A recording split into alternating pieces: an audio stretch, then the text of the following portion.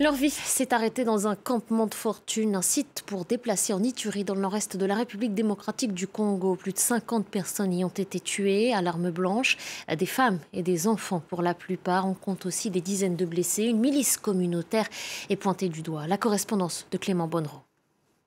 Selon la société civile locale, l'attaque s'est produite aux environs d'1 h du matin, mercredi. Un groupe de miliciens a pris d'assaut le camp de Savo, près de la ville de Boulé, muni de machettes et d'armes à feu.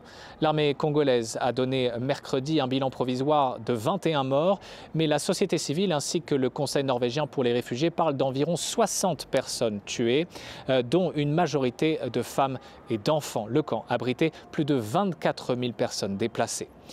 Les miliciens de la Codeco, la coopérative pour le développement du Congo, sont pointés du doigt. Il s'agit d'un ensemble de milices de la communauté Lendu qui mènent régulièrement des attaques à la fois contre les forces gouvernementales mais aussi contre des membres de la communauté EMA. Les deux communautés se sont affrontées notamment entre 1999 et 2003, forçant l'intervention d'une force de maintien de la paix de l'Union européenne. Et les violences sont reprises depuis 2017 et depuis, les attaques des Codeco ont fait des centaines de morts et provoqué le déplacement de plus d'1,5 million de personnes. Et les camps de déplacés sont particulièrement visés. Au moins 68 personnes ont perdu la vie au cours d'attaques contre 5 camps différents dans la même zone depuis novembre.